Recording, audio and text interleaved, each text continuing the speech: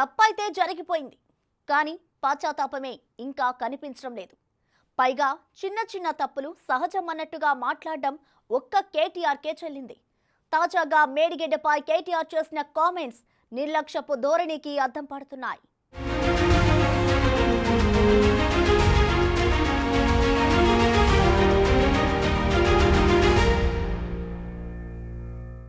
దృశ్యం సినిమాను తలపిస్తున్న కేటీఆర్ స్పీచ్.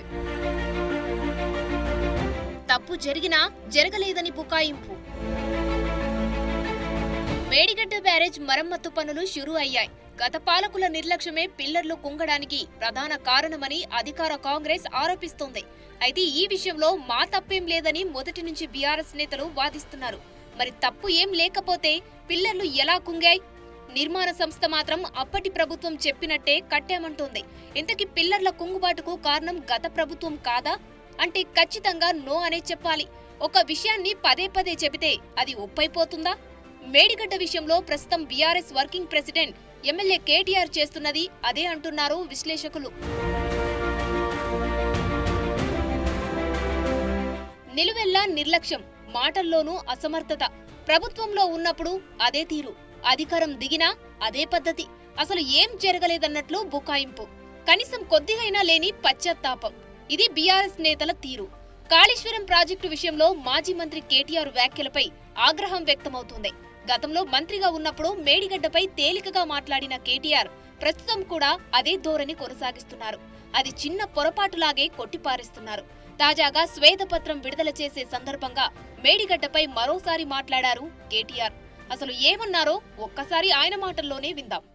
నీళ్లు రివర్స్ పంపింగ్ ద్వారా 1000 కోట్ల రూపాయలతో రివర్స్ పంపింగ్ చేస్తే ఆయకట్టు మొత్తం ఎస్ఆర్ఎస్పీ ఆయకట్టు స్థిరీకరించబడి ఇవాళ టైలెండ్, కోదాడ, తుంగతుర్తి, సూర్యాపేట, డోర్నకల్లు, మెహబూబాబాదు, మా పాలకుర్తి, దయాకర్రావు గారు కూడా ఇక్కడే ఉన్నారు, వారందరికీ నీళ్ళు ఇచ్చిన ప్రాజెక్టు కాళేశ్వరం.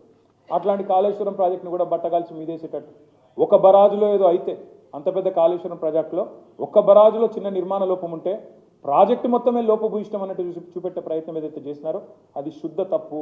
నేను అందుకే అంటా ఉన్నా, నూతనంగా 50 లక్షల ఎకరాలకు సాగునీళ్లు ఆయకట్టు స్థిరీకరణ చేయడంతో పాటు వాళ్ళు గనక ఇప్పుడు కాలువలు కట్టుకుంటే, ఈ ప్రభుత్వం ఈ రాబోయే 3 ఏళ్లలో కాలువలు కడితే 30 లక్షల ఎకరాలకు అదనంగా సాగునీరిచ్చి స్థిరీకరించవచ్చు అనే మాట నేను రాష్ట్ర ప్రజలందరికీ కూడా ఈ ప్రెజెంటేషన్ ద్వారా, ఈ నివేదిక ద్వారా నేను మీకు విజ్ఞప్తి చేస్తా ఉన్నా. ప్రజలకు ఏం తెలియదనుకుంటున్నారా? ఏం మాట్లాడినా వింటారులే అని ధీమానా? మేడిగడ్డ నిర్మాణం ప్రధాన ఉద్దేశం ప్రాణహిత నది నీళ్లను ఒడిసి పట్టడం. అలాంటి మెయిన్ బ్యారేజ్ నిర్మాణమే పేలవంగా ఉంటే కాళేశ్వరం ప్రాజెక్టులోనే మిగతా బ్యారేజ్ల సంగతేంటి అన్న ప్రశ్నలు ఉత్పన్నమవుతున్నాయి. ప్రాణహిత నదిలో ఎప్పుడు వాటర్ ఫ్లో ఉంటుంది, అందుకే మేడిగడ్డ బ్యారేజ్ను నిర్మించింది. కానీ కేటీఆర్ ఒక్కదాంట్లో చిన్న తప్పు జరిగితే ప్రాజెక్టు మొత్తం లోపభూయిష్టమేనా అనడం కరెక్ట్ కాదంటున్నారు.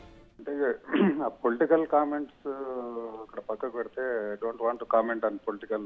ఇది టెక్నికల్ గా మాట్లాడితే ఇప్పుడు కాళేశ్వరం ప్రాజెక్టుకు మేడిగడ్డ అనేది ఒకటి గుడ్డకాయలు అంటుంది. ఎందుకంటే స్టార్టింగ్ పాయింటే అది. మొత్తం కాళేశ్వరం ప్రాజెక్టు నడవాలంటే మేడిగడ్డ ప్రాజెక్టు ద్వారానే నీళ్లు కావాల్సి ఉంటుంది. అది మేడిగడ్డ ప్రాజెక్టు డ్యామేజ్ అయినప్పుడు మొత్తం ప్రాజెక్ట్ అంతా పుట్టుబడినట్టే అది. ఎందుకంటే 2022లో కూడా మేడిగడ్డకు సంబంధించిన పంప్ హౌస్ కూడా అది డ్యామేజ్ అయింది. అది కూడా దాని నుండి 1 సంవత్సరం ప్రాజెక్టు నీళ్ళు ఇవ్వలేకపోయినాం. మళ్ళీ ఈ సంవత్సరం కూడా ఇది జరిగింది. కనుక ప్రాజెక్టు డ్యామేజ్ అనేది ఎసెన్షియల్. మేడిగడ్డ అనేది గుండెకాయ లాంటిది. మొత్తం మేడిగడ్డ లేకుండా కాళేశ్వరం ప్రాజెక్టు ఒక పొట్టు కూడా నీళ్ళు రావు అక్కడికి వెళ్ళి, ఎక్సెప్ట్ ఎల్లంపల్లికి వెళ్ళి వచ్చిన నీళ్లు కొద్దిగా తప్ప. మిగతాదంతా కాళేశ్వరం ప్రాజెక్ట్ అంటే ఎల్లంపల్లి, మేడిగడ్డ లేని ప్రాజెక్టే లేదు. అట్లా ఇది అసలు పరిస్థితి. మేడిగడ్డ కాళేశ్వరానికి గుండెకాయ లాంటిది. ఒక్క మేడిగడ్డ కుంగడంతోనే అన్నారం, సుందిళ్లపై కూడా ప్రభావం పడుతుంది. కాళేశ్వరం ప్రాజెక్టుకు మేడిగడ్డ ఫస్ట్ పాయింట్. ప్రస్తుతం ఇది స్ట్రాంగ్ గా ఉంటేనే అన్నారం, సుందిళ్లకు కూడా ఎలాంటి నష్టం ఉండదు. అలాంటి బ్యారేజ్ కుంగడంతో ఇప్పుడు 3 భవిష్యత్తు ప్రశ్నార్థకరంగా మారింది. 3 బ్యారేజీల్లోనూ నీటిని నిల్వ ఉంచే అవకాశం లేదు. అందుకే ఈ 3 బ్యారేజీల్లోనే నీళ్లన్నీ ఖాళీ చేయాల్సిందేనని నీటిపారుదల శాఖ స్పష్టం చేసింది. ఈ మేరకు అనుమతించాలంటూ అధికారులు రాష్ట్ర ప్రభుత్వాన్ని కోరారు.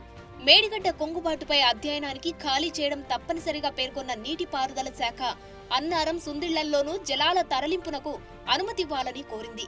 అక్టోబర్ 21న మేడిగడ్డ బ్యారేజ్ 7వ బ్లాక్ కొంతమేర కుంగినప్పుడు నీటి నిల్వలను చాలా వరకు దిగువకు వదిలేశారు. అన్నారం సుందిళ్లలోనూ కొంతమేరకు దిగువకు విడుదల చేశారు. నీటిని నిల్వ చేస్తే మరింత ప్రమాదం జరిగే అవకాశం ఉందంటున్నారు నిపుణులు. అన్నారం సుందిళ్లలోనూ మేడిగడ్డ లాంటి సమస్యలు రావచ్చని, వాటిలోనూ నీటిని ఖాళీ చేయాలని చెబుతున్నారు. మొత్తంగా మేడిగడ్డ మరమ్మతు పూర్తయ్యే వరకు అన్నారం సుందిళ్లలోనూ నీటిని స్టోరేజ్ చేసే అవకాశం లేదు. ఈ బ్యారేజ్ ను మళ్లీ పూర్వస్థితికి తీసుకురావడానికి ఎంత సమయం పడుతుందో క్లారిటీ లేదు. కేవలం గత సర్కార్ నిర్లక్ష్యం రాష్ట్ర ప్రజలను ముంచేలా చేసింది. అయినప్పటికీ తాము ఏం తప్పు చేయలేదన్నట్లు బీఆర్ఎస్ నేతలు మాట్లాడడంపై జనాలు కూడా కాస్త అసహనం వ్యక్తం చేస్తున్నారు.